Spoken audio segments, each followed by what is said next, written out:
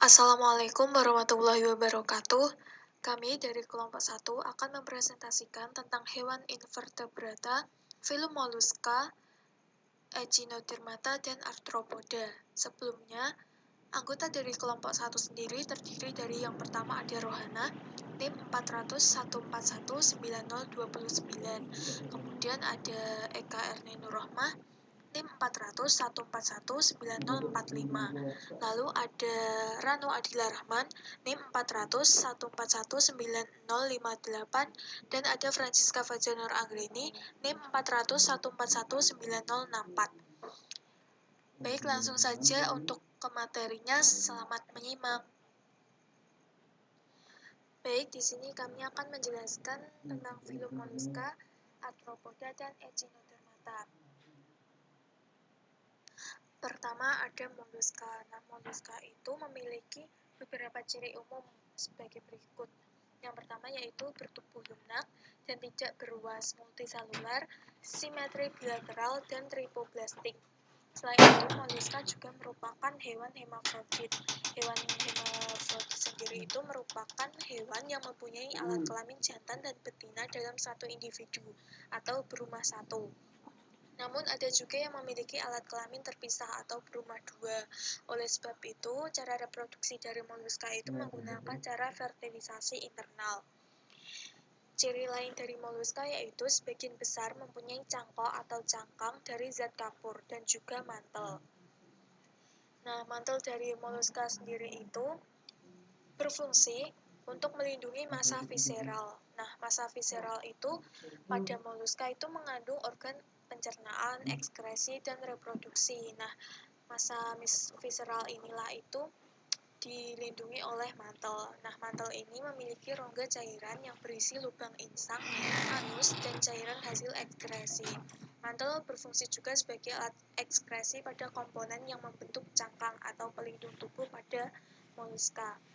Ciri lainnya yaitu Mollusca tubuhnya simetri bilateral, tidak bersegmen kecuali pada Monoplasopora. Lanjut untuk cirinya yaitu memiliki kepala yang jelas dengan organ reseptor kepala yang bersifat khusus. Kemudian dinding tubuh tebal dan berotot. Memiliki kaki berotot yang secara umum digunakan untuk bergerak. Mollusca juga memiliki lubang anus dan ekskretori umumnya membuka ke dalam rongga mantel. Organ ekskresinya itu berupa ginjal yang berjumlah sepasang atau terkadang hanya berjumlah satu buah. Ginjal ini itu berhubungan dengan rongga perikandrium. Mollusca juga memiliki saluran peredaran darah dan jantung yang terdiri atas auricle dan ventricle. Mollusca itu biasanya hidup di air laut, air tawar, payau, dan darat. Dapat juga berada di palung benua laut sampai pegunungan yang tinggi dan bahkan dapat ditemukan dengan mudah di sekitar rumah kita.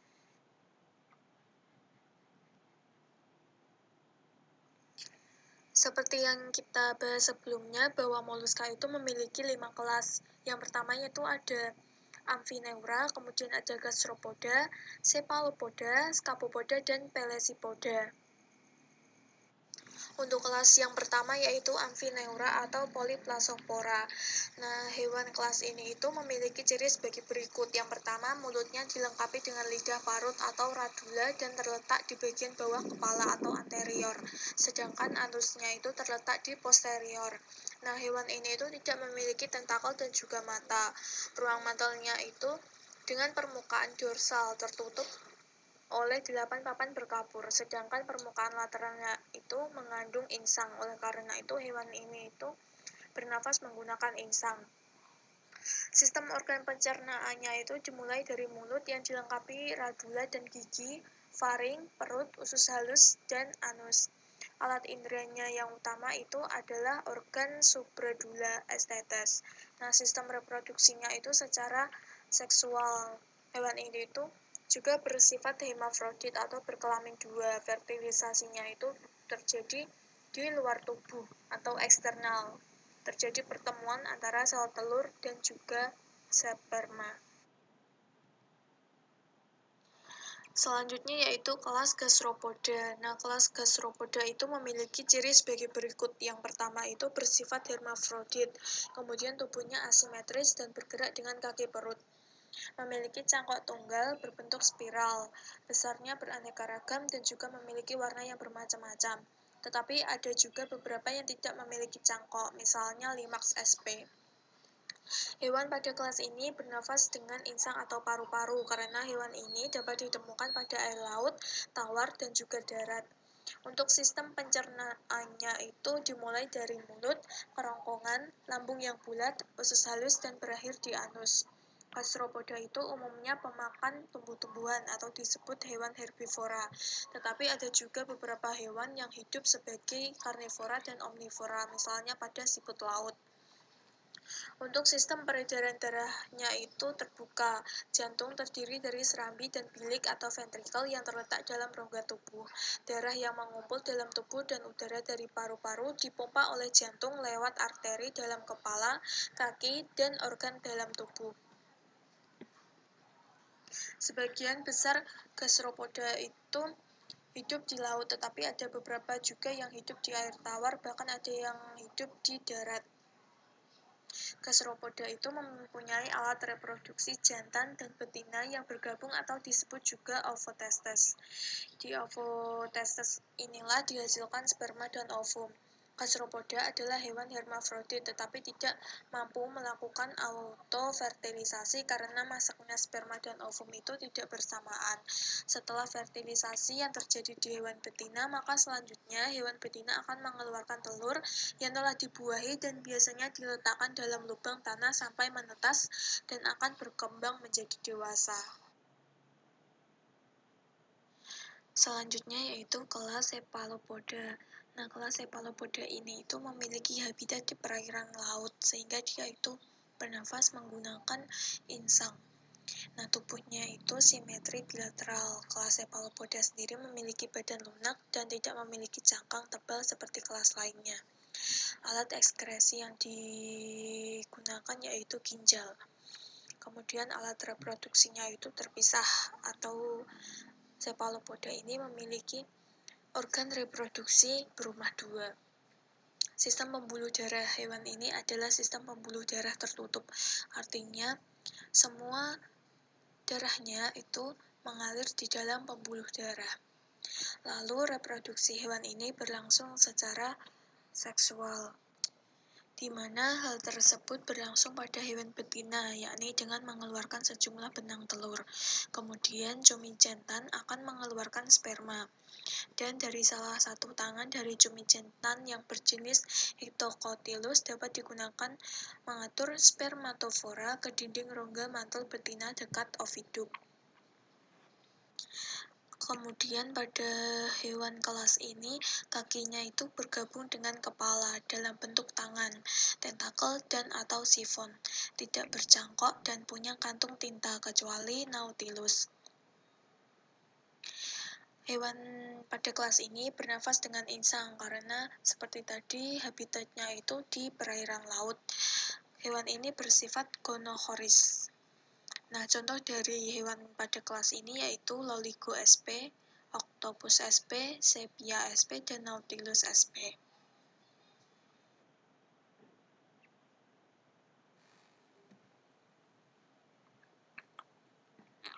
Kelas Chapopoda. Berikut adalah ciri-ciri dari kelas Chapopoda. Yang pertama, kerang geding atau tuksel atau kerang gigi atau tutsel merupakan sebutan bagi kelas Chapopoda. Chapopoda ini hidupnya memendamkan diri pada substrat pasir atau lumpur yang bersih di laut dangkal, tetapi beberapa jenisnya terdapat pada kedalaman 1850 meter. Kelas Chapopoda ini cangkangnya tajam, berbentuk silinder, ya sering terlihat seperti taring atau trompet yang kedua ujungnya terbuka. Chapopoda juga merupakan kelas terkecil dari moluska karena panjang tubuhnya hanya sekitar 2 mm hingga 15 cm. Kebanyakan filum Chapopoda memiliki warna dominan adalah putih coklat atau putih hijau. Chapopoda ini tidak memiliki insang, juga tidak memiliki jantung dan pembuluh darah. Sistem peredaran darah kelas Cepoda ini berupa sistem sinus darah. Hewan ini juga mempunyai kelamin yang terpisah. Contoh dari kelas Cepoda adalah Dentalium entale. Berikut adalah gambar dari Dentalium entale yang bentuknya seperti taring atau trompet. Selanjutnya adalah kelas Pelecypoda atau Bivalvia.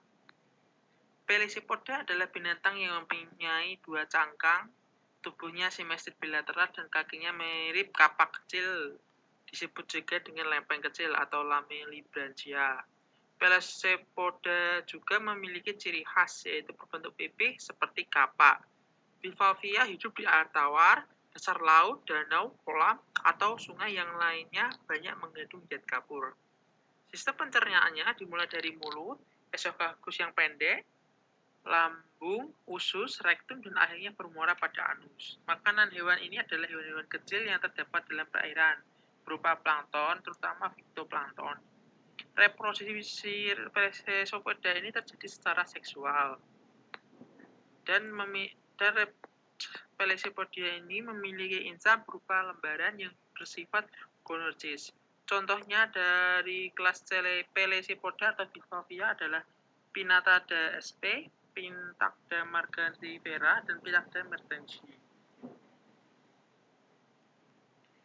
Dalam kehidupan sehari-hari, peran moluska terbagi menjadi dua, yaitu pertama adalah peran menguntungkan.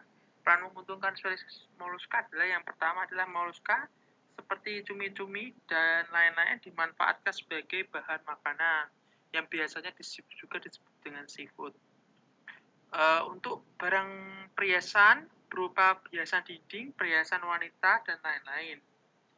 Nah, peran moluska ini biasanya karena keindahan dari cangkangnya tersebut, itu dimanfaatkan untuk membuat perhiasan-perhiasan cantik. Dan untuk kerang mutiara itu, di dalamnya itu terdapat sebuah biji yang dinamakan mutiara itu, yang nantinya itu bisa dibuat sebagai manik-manik yang sebagai sumber makanan berprotein tinggi, contohnya yaitulah kerang darah, cumi-cumi, atau bekicot. Sebagai penghasil mutiara tadi, contohnya adalah tiang mutiara. Air liur bekicot juga dapat dimanfaatkan sebagai salah satu bahan baku kosmetik untuk mempercantik kulit. Dan juga moluska berperan dalam indikasi pencemaran, contohnya pada hewan dari kelas Bivalvia.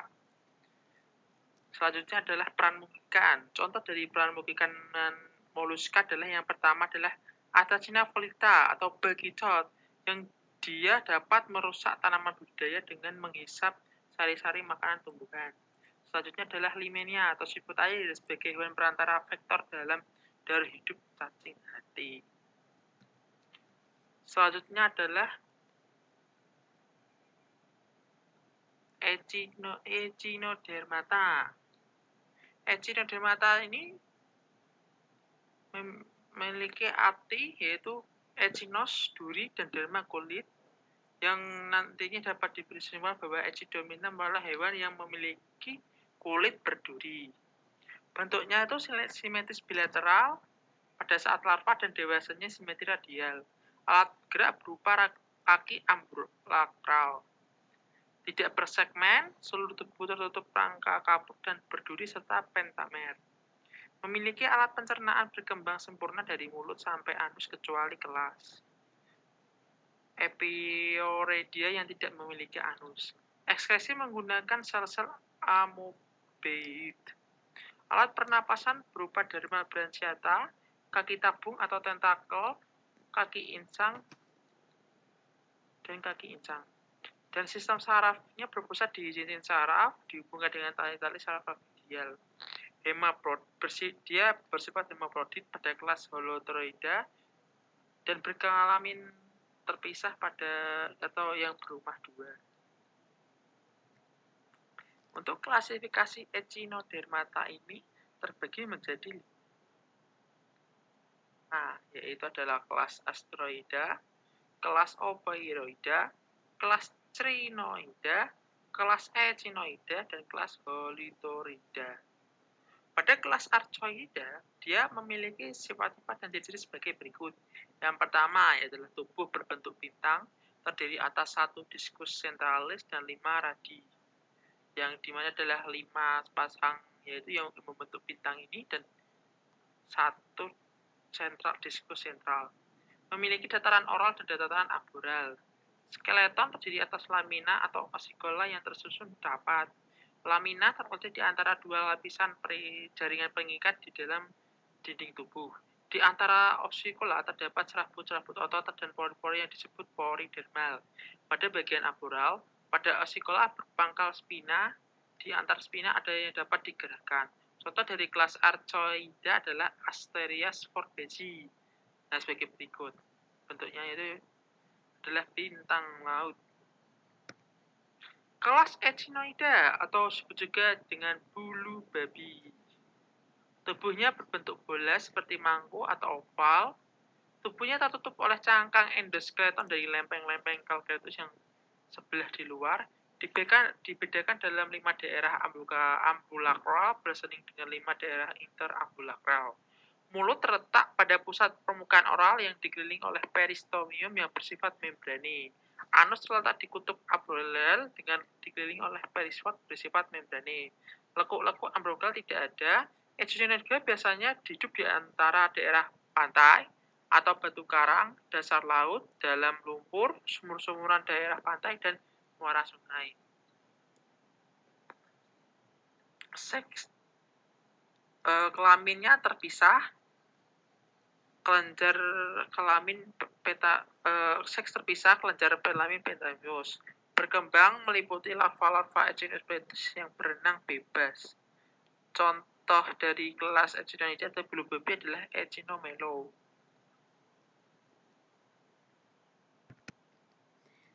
Selanjutnya yaitu kelas Holoturoidea. Tubuhnya itu simetri bilateral dengan memanjang, dengan ujungnya itu terdapat mulut dan anus.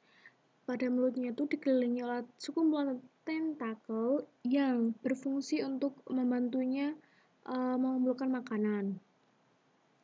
Permukaan tubuh kesat, tidak ada spina atau duri, dan endoskeletonnya itu tereduksi menjadi spikula berukuran mikroskopis atau lempeng-lempeng tertanam di dalam dinding tubuh.